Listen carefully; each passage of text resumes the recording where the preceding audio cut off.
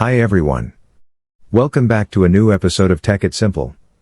Today, in this video, I'm going to show you how you can change your email on Spotify. Keep watching the video till the end to change your email on Spotify. Firstly, open your Spotify application. The home page of Spotify will appear on the screen. Click on the profile icon at the top left corner of the screen. Among the displayed options, click on Settings and Privacy. Under the Account section, tap on Email.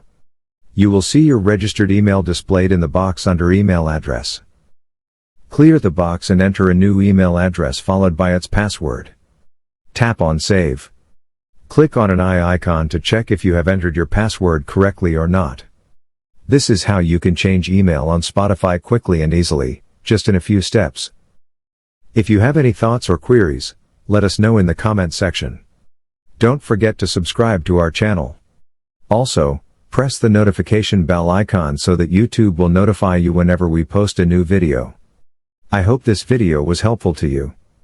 Thank you so much for watching.